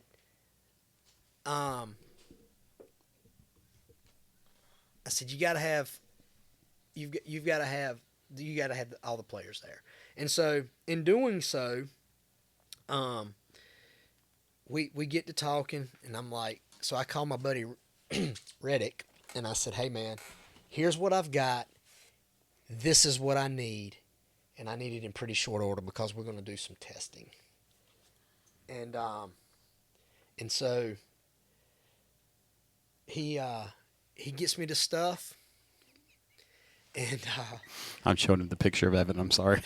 he gets me the stuff, and I go up there and Wow. and meet with this fire department, which by the way, it's a fire department near here. And I've been doing a lot of training with them ever since, like monthly training. And so we get out on the training grounds, and they've got both companies there that's on duty that day, and some other folks come in. And I said, all I'm doing is I'm going to run a pitot gauge, and I'm going to show you the flow meter. I'm not doing anything else. And the products sold themselves. Right. I didn't have to do anything. And the point that I'm getting at is that everybody wants to get into, well, if you follow some of the social media stuff, it's if you don't buy this product, you're not buying the right stuff. It's not right. Blah blah. You have to stay within your means. You have to afford what you can buy, but you have to make a good decision about the purchase. You have to understand. You've got to have knowledge. You got to understand, all right, so if I put this nozzle with this hose, this is what's going to happen. This is my pressure is this. This is my coefficient. This is what my PDP is. Oh, wait a minute. That doesn't seem right. Oh, well, that's the friction loss inside the pump. Talk about an aha moment. Mm-hmm. People don't think about friction loss in the pump. And so when you start looking at, hey, let's not just evaluate hose and nozzle. Let's talk about your pump operator training, or your firefighters and drivers. Are they pumping what they're supposed to be doing? And here's how you have this. This Or is they when hitting the pump commander. Right. You don't put it on 150 and let it bump? No. No, So, no. Okay. So I mean, it's really, I mean, and like I said, I wish I had, and I'm not, again, I'll tell you that I've got friends from all three of the nozzle manufacturers. Likewise. All three, and it will be that way because I'm that kind of a guy, right? You're agnostic. I'm going to be that kind of guy, and so Don't use big words. so it's you have to, again, what's your service going to be? Who are you working with? There's also a piece about loyalty that I think some people miss out on in the fire service. And it's more about what can I get rather than being loyal to who you're working with and what you're doing. I mean, if you're being true to who you are, if you need to make a change and you've done the right thing, people are going to understand. If you can articulate the why with facts, with knowledge, there's nothing anybody. I mean, you can't. The truth is the truth. Facts are facts. You can't dispute them, right? And there's so much smoky mirror crap going on that I think there's been a lot of work that's being done with hose and nozzles now. I mean, you've got 1.75, you got 1.88, you got 2 inch, now you got 2.25, and you got 2.5, and now we've coming out with all these different tip sizes, and it's mind-boggling to me, because I think we're muddying the water. I'm not saying that the work that hasn't been done isn't great, because it is outstanding work, and to be able to find, let's talk about the 2.25. I don't have any. I'm a 2.5 kind of guy. Do you need some 2.25? I don't have know a any. guy. Well, you're going to have to. Let's talk about this for a second. Hold on. Push pause. So I know you're a proponent of Key, and we are partnered with Matex. Mm-hmm. Toby Matthews is who made Key what Key is. He's the man. And he left Key and went to the other side of Dothan and opened up Matex. So really, it's tit for tat. It's what's your pleasure. So That's that's a great point, because whether it's hose, nozzles, if you're buying apples for apples, most of the time it is. Yep. And so anyway, my point here is that I think a lot of times we give too many choices, right? Mm-hmm. There's too many choices, and the Fireground is hard enough as it is. Don't complicate it with I've got this line for this fire, this line for this fire, this line for this fire, this line for this fire. When you I'm a big line, little line kind of guy. I like the inch. If you like 1.75, great. If you like 2.25, great. I'm 1.88. I'm 2.5. I like flow. Okay, because I believe that's what wins on the Fireground. But when I'm making that decision, right? When I pull up on that fire and I look at it and I'm like, is this a small line or a big line fire? It's pretty simple. Is it a small line or a big line fire? It's not. Do I need an intermediate size line with an 1 16" tip, or we have 1.88 hose, so we need to back the tip size down a little bit so we can have some back pressure. To me, sometimes I think the fire service, as good as we are and can be, I think sometimes we're our own worst enemy. And I think the automatic nozzle is a perfect example of that. I have no history, because I don't care about the automatic nozzle. But what I will tell you is that, think about it for a minute. Here you have an automatic nozzle. We'll take we'll take a manufacturer. They produce a SM30F, okay, and it's got a flow range of 75 GPMs all the way up to 325 GPMs. Well, you're not going to flow 325 GPMs out of that 1 3/4 line or 1.5 inch line. You're not going to do that. Right. So you're not going to. So what happens is that now what I think we've done is that we've taken that nozzle. This was back in the day. Firefighters, chiefs come up and said, "Look, can you give me a nozzle that I can use either on the 1 3/4 or the 2.5, and I only have to buy one nozzle." Never mind the fact that you can buy 3 smoothbores for the price of that one nozzle. Never mind that fact. And get a better flow. And get a much better flow. but I've got a nozzle now where all I got to do is put a cone reducer on the end of the 2.5, and now I've got a nozzle. And big water. And the thing is that when you start educating people about the design, the why, even though I don't know if that was truly the reason why automatic nozzles come to fruition. I don't know that. I suspect that, but I don't know it. But when you said it earlier, when you talk about common sense and logic, one would have to believe that. And so I'm just I'm a simple kind of guy. Don't muddy the water for me, And I do like 2.5 because I think 2.5 gives me some options, not just on the Fireground, but in a pumping world too. I mean, when you start looking at FDCs, when you start looking at deluge gun flows, and I mean, to me, I like the 2.5. It's a great tool, and I'm not intimidated by the 2.5 because my daddy, raised me on 2.5-inch hose, to the point where there have been numerous fires that he and I would go to where I would be stretching the small line and he's stretching the 2.5, and it's a race to see who can get water on the fire first. Now, for those shall I tell you who lost? for those that don't know you, you're not a very tall statured person, not a very big bodied man, just an average sized man, right? Big heart, big heart. Heart bigger than Dallas. When you talk about maneuverability of 2.5, and how do you combat with people? I know how we combat it. It's vitriol, just anger. Right. But you're more mild mannered than our cadre is. How do you combat the people that say, "Well, that's just we're not doing that. We don't have the water supply." So again, think about so let's take the water supply approach from it, right? Sure. Why are we pulling the 2.5 in the first place? Big fire or big building. Right? So if it's a big building, chances are it's got some form of a water system on the property or a municipal water system supplying it somewhere close by.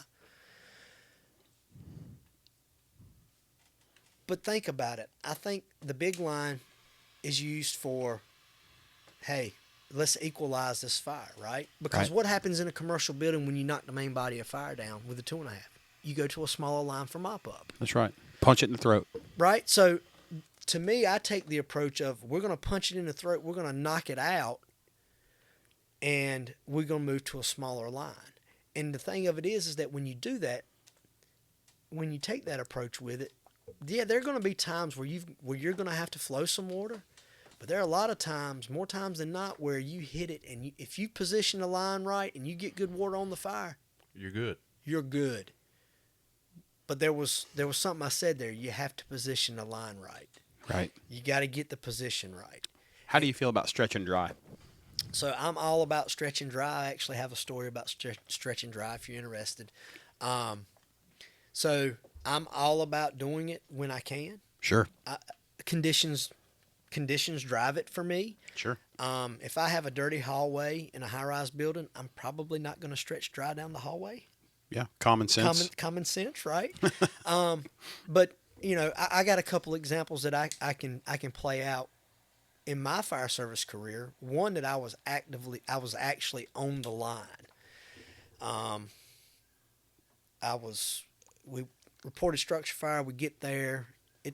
It's a one-room fire, and we get there. So, we get the line off. We make it all the way to the fire room inside the house because the officer wanted to go dry, and I'm like, okay, Pitter patter. we'll go. So we get in there, and we're waiting, and we're waiting, and we're waiting for water. Fire starts to burn through the Luan door. So we back up. It continues to burn. It continues to come to us. And when we finally exit the building, we were probably compromised a little more than what we should have been. Okay. Sure. However, if shoulda, woulda, coulda, if there hadn't been an issue with getting water in the line, stretch and dry wouldn't have been an issue because it would have been an open and closed case once the water hit the nozzle, right? Boom. So, I mean, it wasn't, in my opinion, it wasn't a bad call. It was not a bad call. It just that Bad execution. bad execution. Okay. And it was, again, here we have a truck that was, checked and had actually pumped on a smaller fire earlier in the day. It pulls up in front of the house is on fire. They can't get the truck to engage. All because they didn't seek the throttle all the way back. So that was what caused it. But the better example that I've got is, and this guy's retired now, and in his day he was a damn good fireman too. He was working on the north side of town, in a very nice subdivision, and they get there. They're by themselves, three person crew, and it's a fire on the third floor of this house. Now the third floor was kind of a finished attic, so when they accessed it, there was a closed door on the second floor that when they opened it, they hit the steps and they went right on up. they stretch dry through that big house. And it comes from experience. It comes from his knowledge and understanding of building construction and the environment in which he's operating. He was able to make that dry stretch with 2 firefighters and knock the fire out. And so I think there are very appropriate times to dry stretch. 100%. Sure. The 2.5, everybody wants to wants to stretch that dry, and I get it, because once you get water in it, it does. But that's all moving. It's technique, right? Right. That's a training issue, in my opinion. Right. I think one of the things, we talk about the volunteer side of the service or the rural side of the service. A lot of times we get these big houses that catch on fire, and we stretch 2.5 to the rear of the house, and we hit it, and then now we got to move the line, and it's like it's pulled tight around the side. There's a lot of different things going on, but again, I think if you go back to your fundamentals of hose stretching, what do we always require at the door? The nozzle and the coupling. Rather than just saying when we get to the door we have the nozzle and coupling, how about when we get to our place of firefighting, we need the nozzle and the first coupling, so that you've got 50 feet to work with wherever you are, right? Whether it's inside or outside, right? I can think of some fires right now that I've been on that I wished I'd have had the foresight to have stretched the 2.5 and made sure I had that first coupling with me, rather than around the side of the house pulled tight up against a shrub, and I needed to move it, because let's be honest, if you're doing your due diligence as an engine firefighter, you can move that 2.5 a little bit by yourself. Right. I didn't say it was going to be easy. I just said you could do it. But there's also got to be some fortitude there, right? There's got to be some fortitude there. There's got to be an understanding that, hey, this is going to suck. Embrace the suck. And remember that you signed up to do a very difficult job. And this is just part of it. This is part of it. But again, who reaps the benefit of your hard work and effort? That citizen does. Absolutely. And that should be the driving force, right? So that's who we're here for. Right? And so anyway, that's stretch and dry for me. I'm a fan of it.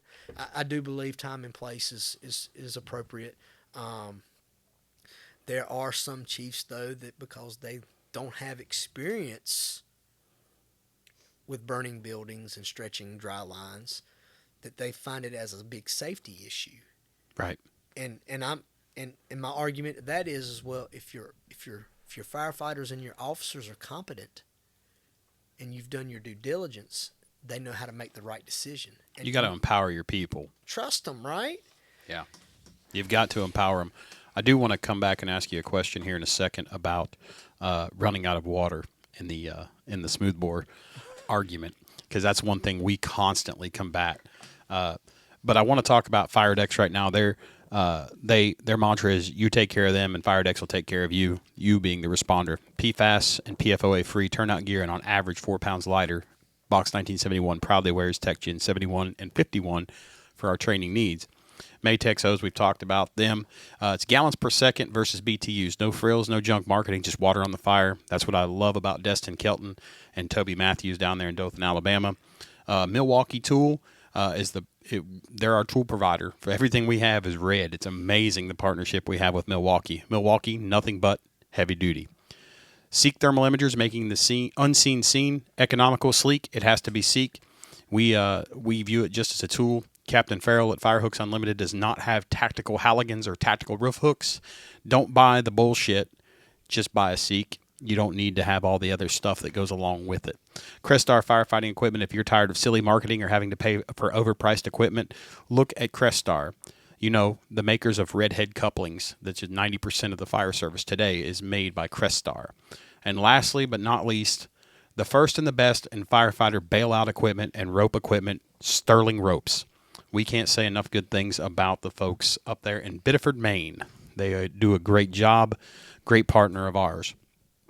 Richard, we've done a couple of consultations as well with hoses and nozzles and evaluations of fire department. And flowing water. The one thing I want to say is we've gotten a lot of pushback from one particular agency. A former battalion chief said our test wasn't legit because we busted out flow meters. I think we used your flow meter.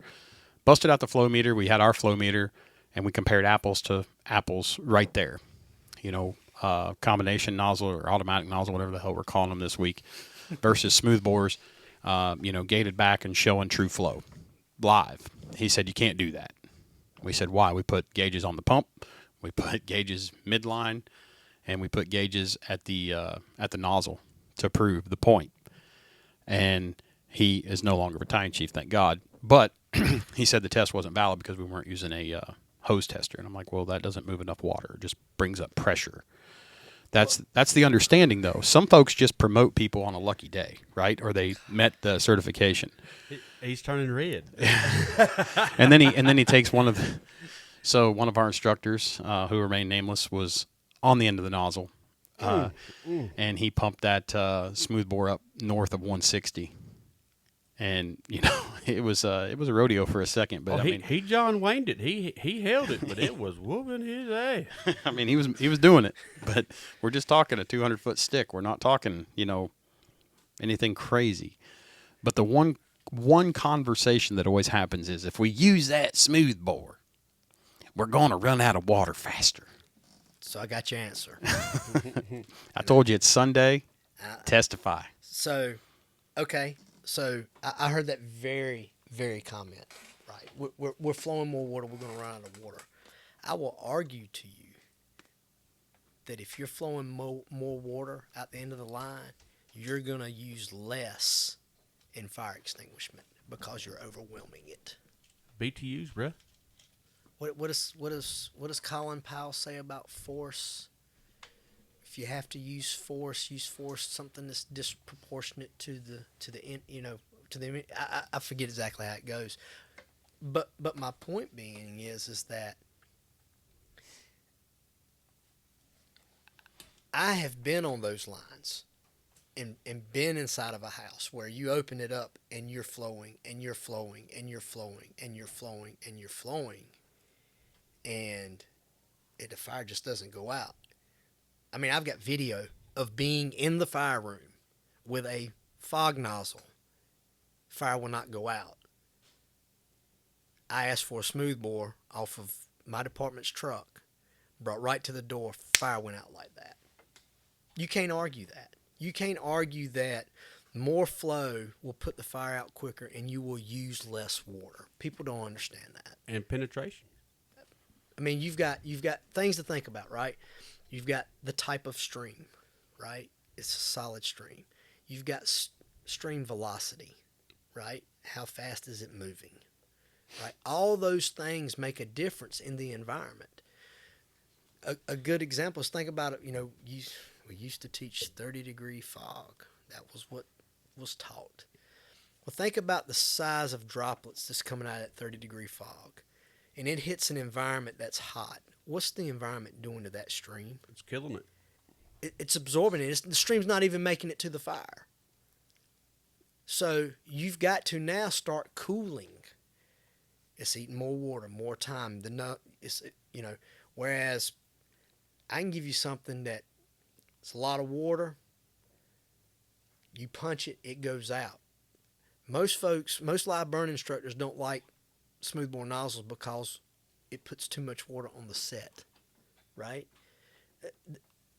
The thing of it is that I could argue that you actually flow less water with the increase in flow because you're overwhelming the fire. What's best for everybody? Right? Put the fire out, safety is achieved, correct? Exactly. I mean, think about it like this, if and I might be a little bit off, and y'all correct me, but I'm just thinking about, okay, I used to deer hunt, right? How many 22 bullets would it take me to kill a deer versus a 270 bullet? Properly placed. Absolutely. You know what I mean? That's what I'm getting at there, right? Again, you said it, properly placed, line position. So That's kind of where I'm at with it. Yeah, okay, you can believe that, but what I'm going to tell you is that when you open that line and you hit it with that 160 or that 185, the fire's going to go out, and you're going to shut the line down, and you're not flowing water. Furthermore, I'm going to give my little kick out to UL. If you go look at their coordinated fire attack, if you go look at their stream study, and if you look now at the search stuff that comes out, the average amount of water used from start to finish, and when I say finish, complete overhaul, is less than 500 gallons. So why do we need all this extra? It makes people feel comfortable. Comfort. Well, I mean, and I'll tell you something else too. We've always done it that way. Sure. We've always done it that way. I mean, I've got my computer, but I could show y'all I got it in a presentation. A properly placed stream at 160 GPMs on a 2-room fire was like 123 gallons for initial knockdown. Wow. To be sure. 123 gallons. Just up in Maryland? Yeah, Delaware, yeah. Yeah. Up there, it was actually, it's Delaware County, Pennsylvania, I think is where their facility is. Is this the quote you're talking about? Perpetual optimism is a force multiplier. I'm talking about a gung-ho attitude that says we can change things here. We can achieve awesome goals. We can be the best. Spare me the grim litany of the realist. Give me the unrealistic aspirations of an optimist any day. Is that what you're talking about? Something along those lines, yeah. Yeah. Yeah, it kills me the people that don't think about how things are real. Right. You know, 3 a.m. we pull up. We don't need to be second guessing. We need to, show up and be competent. I don't think anybody's ever stopped you and said, "Hey, are you being paid to be here? Are you volunteering?" Nor did they care what name was on my shirt. See, you're saying that it's okay to wear different shirts. 100%. I mean, you don't care if this guy has on shorts and this guy has on long pants and he's No. wearing tennis shoes and he's wearing slip-ons? Not at all, because that doesn't make the firefighter.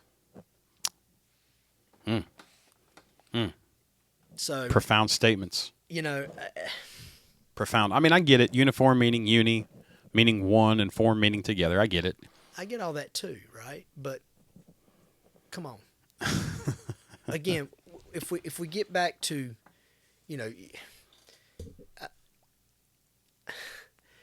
so you talk about, when we talk about the FDNY, I mean, just the organization in itself, I mean, it's just massive. They do a great job.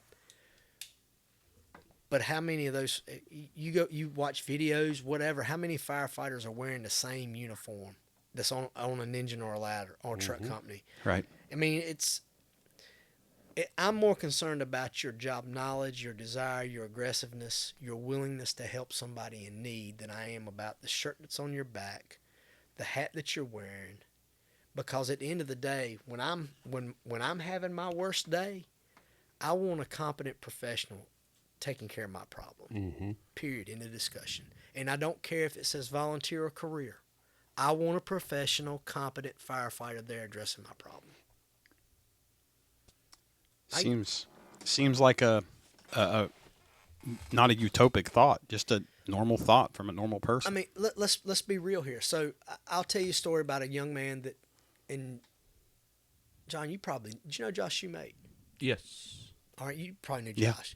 So Josh, he had some tachycardic issues going on with his heart. So he had an ablation done. The doctor burned the wrong. Oh, shit. Hang on. Don't tell this story because that's what they want me to have. Well, I'm just telling you. Oh, no. I'm sorry. Hey, Go ahead. Perone had his AFib done. He's good. That's 50%. Yeah. Go ahead. So Josh asked the doctor, how many mistakes have you made? And I think he'd done some 3,000 procedures with no mistake until he did Josh. Now, what do you think Josh was expecting out of that cardiologist? The best. Perfection. Competency. You think he was expecting complacency? No. Do you think he wanted to hear I didn't have all my tools or I didn't have enough help in the office today to help me get it. They didn't want to hear all that. They were expecting a professional to take care of his problem, and it cost him his fire service career. So my point here is that you tell me how that's any different from a fire truck pulling up in front of a house that's on fire. What do the people want? Perfection. And let me tell you something. Competency, yeah. And let me tell you something. The way things are, I'm sorry, but if you're receiving taxpayer dollars, there's a level there that you need to be at. And for God's sakes, don't come out the front door and high five. Oh yeah, that was a good. Yeah. Yeah. I mean, I'm all about, again, pictures. Right. I like, but there is a time and a place. That's right. Not in front of the homeowner. Exactly. So I mean, that's where I'm at with it. You know. So. And if you're going to do it, be discreet. Right. Absolutely. You know, Absolutely. plan it and then take it and get on. You know, don't stand there for 20 minutes. You know, look at Trying us. to get the right picture. The salt look. Yeah, Yeah. the salt look. Yeah, no, that's interesting. That is interesting. Well, what is the military? You have a zero fail mission, right? We do. And your job, what is your job in the military? Personally, my job? Yeah. I fix helicopters. So if I do not do my job to at 100% at all times, then birds, they fall out of the sky. They're not designed to fly anyways. They're not designed to fly anyway. That's exactly. Yeah, that's 100% correct. They're beating the air into submission. Yeah. But yeah, we have this term that we go by at work that complacency kills. You know, just like Chief said, you know, complacency. And you may have this helicopter that you've done you've done this same procedure hundreds and hundreds and hundreds of times. You're just like, okay, yeah, I know how this works. You know, this is same old, and then all of a sudden that one time you slip up and you don't think about it, and you have an NCIS coming through and investigating you, like, hey, you missed a step. Oh, shit.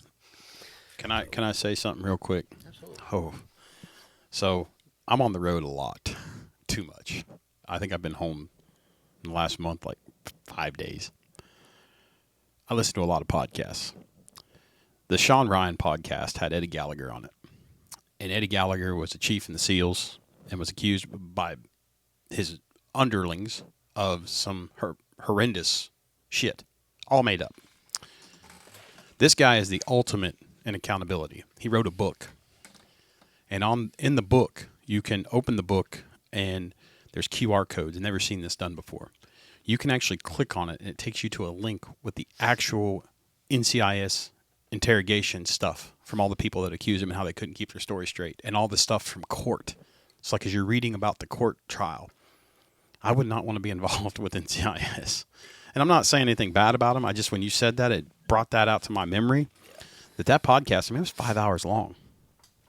I listened to it going to Asheville and coming back, and I'm going to tell you, I was pissed. And I've never served in the military, but I was hot because of how they've treated people. And I can only imagine if we had the level of accountability in the National Fire Service that we have, like, say, with like the FBI, the DOJ, that we might get somewhere. You know, that we don't have that level of accountability. We have the National Fire Academy where chiefs want to go to be called chief and wear a tie, and you go to O'Leary's and you go to the command post and you get you a drink and you have your good classroom classes. That's great, but our job's not the classroom. Our job's on the rig, you know, and it's amazing to me to listen to that. If you get the chance, listen to that podcast because it'll blow your mind. It's Sean Ryan's podcast. He's out of Tennessee. He's a former, I don't know what he is. He's something. Never really delved in. I don't care to Google box anybody. I just wanted to listen to what he had to say because the Eddie Gallagher thing, I remember Trump stepping in and making tweets and how they treated him. And you know, governing bodies don't always have the best intentions for all of us. So, Richard, you mentioned some stuff that you're doing. What all have you been involved with UL? You're doing some things to kind of help bring the fire service up to par, if you will. So, pretty fortunate. Back in 2019, I was selected to be on the a tech panel for. It was a pretty broad subject, but the focus was search. And so the name of the study at the time was Size Up, Search and Rescue, and then they had an HVAC component. That really was just they had some funding for it. That wasn't part of it, but it was basically Size Up and Search and Rescue. And so I've always wanted to be a part of the UL stuff just because I think as much as anything they're validating what it is we're doing on the fire ground. And so that's fine. And it was the last day that they were accepting applications to be on this panel. So I'm at my fire station. It's like 10:30 at night. I'm like, I've got to come up with justification. This will be really. I'm not going to get on this one because I tried to get on the stream study as well, and I didn't get on that one. Good stuff out of that. Yeah. So I typed this up and I submit it like 20 minutes before the deadline, and so I totally forgot that I even filled this application out. Totally forgot. So all of a sudden I get a text message from a couple people that says congratulations. I said, for what? Because I had no idea. And they're like, you're on a tech panel. I'm like, excuse me? So I went and checked my email. Of course, I had to go on my spam email. And I got accepted to the Search and Rescue Tech panel, which was a very humbling thing because it was some heavy hitters on that. And so we get there we're actually in Columbia, Maryland at their site, not the training facility, but at their office. And it's fire service professionals from all around the United States. I found out that it was over 1,000 applicants. They only took like 21 people. Oh, wow. So to be in that company, to say is humbling is an understatement. Right. So because there's some heavy hitters. Yeah. So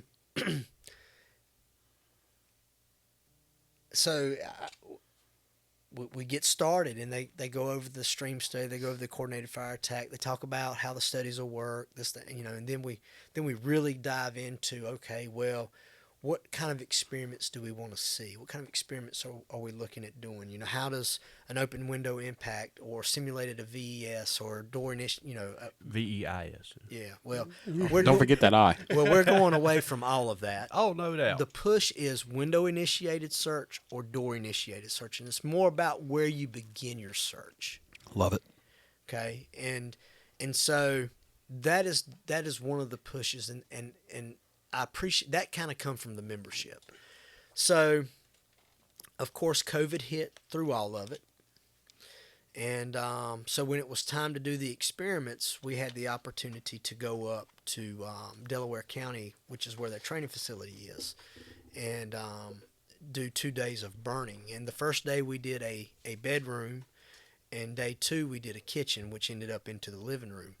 But when I tell you it is 2 ranch-style homes sitting on this property, it is 2 ranch-style homes sitting on this property that's outfitted. I mean, it's got couches, it's got beds, it's got pictures on the wall. Alpaca pictures, mind you, but it's pictures on the wall. And so, and then they were also for the folks on the panel, you were getting a link so that you could watch every one of them. And the data starts to come in, and you start looking at things, and then it's a process, right? And they really seek involvement of their panel members. And so for me, my positioning on the panel was because I come from a smaller fire department and I was open with them. A lot of times the search is an afterthought. It's not the priority. And I'm was looking to get rid of, let's make it a priority in my small department. So we do all that, and then the study comes out, they release it, and now it's time to do the online course. And I had the opportunity to be a part of the online course through some interviews and doing some different things and talking about my experience and how the study impacts my small department. And but the good thing about it is, and I don't want to spoil it because it comes out May 16th is when the release date for the online course for the search stuff is. But I would encourage everybody to go check it out, because some of the stuff that they did in this online course it is so easy for a firefighter at any level, firefighter to chief. It doesn't matter. You take a look at that online course, you go through it and you do it, you can see the impacts that firefighters are making by doing different actions on the fire grounds. It's really just, it's phenomenal work. Keith and Craig have done a great job at UL. I will share one other thing, and then I had this most recent opportunity I had the opportunity in August to go to the first Tech Panel Summit. And it was 50 of us in there, roughly. And it was 50 of the heaviest hitters in the American Fire Service, with the exception of one. And that was me. Appreciate your humility. We would all, I think, collectively disagree. But it was up in Philly. It was 3 days of training. It was 3 days of talking with fire service folks about where we're headed, because it was all about, we've done these studies now. What's next? Where do we need to go to next? And they're seeking it from the fire service. Mm-hmm. And there's been a time where UL wasn't viewed very highly because it's science, right? It's Witchcraft. It's in a lab. For me, what I found is it reinforces what it is we've been doing for years. All it does is it reinforces that, hey, if you are searching ahead of the line, you might want to be a little bit more remote from the fire than going right up in the throat of the fire to initiate your search. Oh, we're gonna do a window initiated search, and we're gonna search the room, and we can continue our search. So let's do. I mean, common sense things like that we have thought about and we've done for years. All they've done is proven that it's the right tactic and it works. That's right. And that's really what I love about it. And just they're really outstanding people. So for those that don't use it, you just go to you can Google box it. It's just training, the word training .fsri.org, and that'll take you to the Fire Safety Research Institute Training Academy online. Right now there are about 28 courses that's bilingual in some. The newest one that's out is the residential fire near miss incident in LaGrange, Georgia. But you can go in there and earn certificates, and you can learn some relevant things about this job. We asked the chief, Staff Sergeant, what's next for you? Are you going to finish out in the Corps? Yes. I'm going to do my 20 Okay. and pop smoke, so to speak. For those that don't speak military, what does that mean? Get out. Okay. I I thought that's what that meant. He's going to leave the gun club. I am going to exit that gun club, and yeah. I asked you something earlier. Your primary job is you're a helicopter mechanic. Correct. Yes. But that's your specialty. That's my specialty. My primary job is to kill the bad guys. You're a rifleman. Right. An expert rifleman. Right? So you have a specialty, right? But you have a primary job. Correct. Now, I will tell you, there is a department in North Carolina that I absolutely love their slogan. It's Wake Forest Fire Department, Chief Early. And on every apparatus, it says, saving lives is our prime goal, period, the end. God, I love that, because that's what we're supposed to be about. You're supposed to be a property conservation expert, but saving lives is their prime goal. So how many years you got in right now? I'm sitting right at 12. All right, so 2 more enlistments. Is that right? Yep. All right. So Very good. Chief, I saw you put your hand up. I'm intrigued now. Oh shit! The Marines using big words. Oh my I had to Google box that one. Isn't, and I feel you said it, so it confirms it that once a Marine is once a rifleman, always a rifleman. Is that correct? That's correct, yes, Chief. How about this? How about if the fire chiefs in the fire service today viewed that same approach to the fire service? Once a firefighter, always a firefighter. And never forget the fact that that's what your primary purpose is. Yes, you're in a position of leadership, but by gosh, you're a firefighter, and you have to remember the values and the principles of what this job stands for and what it's about. You had to start somewhere sometime. You know, Exactly. nobody ever takes an oath anymore. It's your career agency. Do you make them take an oath? I don't know if they do or not. It's been so long since you were there, huh? You're in the short rows. Yeah, I did not. Okay. I know they instituted it a few years ago, but I don't know with this new generation if it's still there. And my point is that for me, don't forget where I came from, number one, but remember what it's like to stretch that hose. Remember what it's like to force the door. Remember what it's like to search that dark, hot hallway and then have to force a door at the end of it. Amen. Because that's what we're supposed to do. And think about how much better of a leader I am on the fire ground when I have an intimate knowledge and truly understand what it is I expect my firefighters to do. That's fair. That's very fair. So, It's very fair. Well, Chief, I think we've maybe exhausted it. We've talked about your career. We've talked about home. We've talked about some cool shit that you're doing for the job. So we won't make you go first. We're going to let the Marine go first because that's what we do. We send the Marines in to get shit done. So I've worked with some Marines. I'm going to tell you. They're, my auctioneer boss, Myers Jackson's a former Marine, and had the privilege of working with the Woody Williams Foundation and being one of their auctioneers. And I never understood what Marines really embodied until I started hanging around with some of them. And then, holy shit, we did Arlie Army's auction. You talk about some cool stuff when he passed for his family and his estate. But we close out with some words of wisdom. So, Staff Sergeant, we're gonna push you to the front of the line. All right, yeah, absolutely. So I always enjoy going by, don't be the leader that I had, be the leader that I wish I had, if that makes sense. wow. Don't, deep, wow. As you were talking earlier, Chief, you were at that point, at some point in your career. And, my leaders that I had, coming up through the Marine Corps, they were leaders.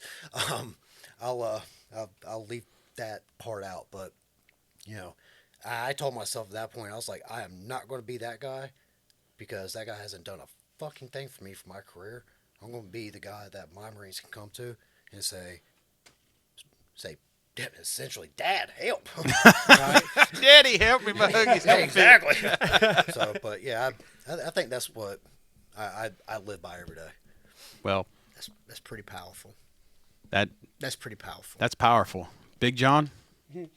I'd say keep being a student of the craft. Don't do something stupid to end up on YouTube. And remember, your ego does not put out the damn fire. But it will certainly eat your brains. Wow. Just like Ticker Tacker.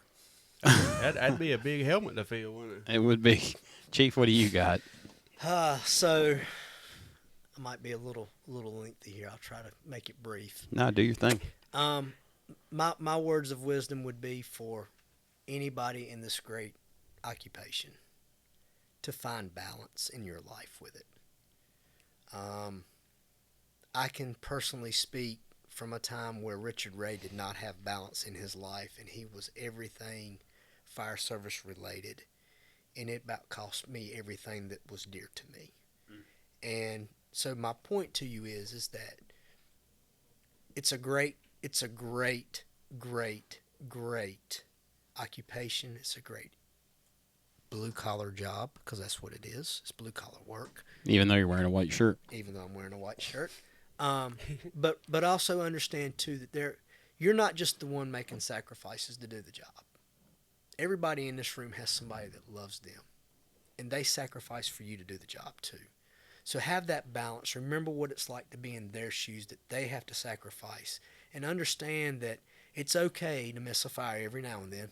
Don't ever want to miss a single one, but it's okay to miss one if you're going to be with your family. And I kind of remember it this way. I kind of have 3 F's in my life: faith, family, fire, specifically in that order. And so have balance. Have balance. And remember, it's a privilege to be on a job. Greatest job in the world. It is. And it's a privilege. Yeah. And Some of the greatest friends I've met is because of this job. Things that I've gotten to do. No doubt. I've gone places that I never thought I'd ever go. Amen. You know, and it's all because of, just like you in the Marines. Mm-hmm. You've gone places that you're like, oh, wow. It's a whole nother country. It's a whole other country. It's a whole other country. Well, that y'all have hit it deep. Y'all hit it hard. Staff Sergeant brought up the Walt Disney World, so I'm gonna go with Walt Disney as my word of wisdom. If you can dream it, you can do it. Friends, we appreciate you listening. If you've made it this far in the podcast, we appreciate your time. If you need anything in the future, please reach out to us at www.box1971.com. If you're looking for Richard Ray, you're not going to find any social media companies. I've tried to get on richardray.com. It does not exist, so I'll save you the efforts of trying to look. How can people reach out to you if they need to? Yeah, the Richard Ray. Well, what I will tell you is that I am on social media, just under my name, Yep. obviously. And that's where you'll learn about who Richard Ray, the human being, is, the man is, and what he's about. And, Amen. And if you want to get in touch with me, that's the best way to do it. Just shoot me a message. Would love to talk shop, do whatever I can for anybody in the fire service, because remember, we're in this together. So I think what he just said was DMs are open. That's right, sir. so DMs are I'll open. probably get some nasty ones now. Yeah, you definitely will. Well, that's all right. You know what? It for all the detractors, I love it when we do something. This Tunnel to Towers deal's kind of a big deal. We're sitting here. It's a Sunday morning, now bled into the afternoon, and Hooks and Irons is going to jump in and give some stuff for giveaways for folks. So, we're trying to raise money for Tunnel to Towers, and I showed John. I was like, hey, check this out. This just came through sitting here, but that's going to be a big deal, and if you want to register for it, you just follow the links on social media. There's a QR code. You click that, you register, you're in. Stay tuned to that because that's going to be a big deal. Hotel rates are discounted at the hotel that we're using, the Hampton Inn in Garden City. They've been gracious enough to basically cut the room rate in half. We've got folks coming from L.A. City. We've got folks coming from the Midwest for this event. Nice. So it's going to be a big damn deal. We're excited. We're already starting to plan the second one at a bigger venue to be announced later on. But this is going to probably be an annual, if not biannual thing for Tunnel to Towers. But I know that there are people sitting back watching and rooting for us to fail, and that's fine. Because hell hath no fury like determined truckies. So Bullshit. there's a reason John's not on the planning committee. But anyways, listen, this has been a great podcast. It's been great to sit down with you, Chief. It's always Thank you for having me. absolutely. We never get to sit down and talk much anymore. We're both like passing ships in the night. But wrapping this up from the Fueled by Milwaukee studio right here at Firehouse 71, I want to say thank you to everybody listening. I want to say thank you to all for carving out some time of your day. Staff Sergeant, thank you for having me. Yes, sir, spending some time with us. Absolutely. But I guess to end it, train hard. We're all they have.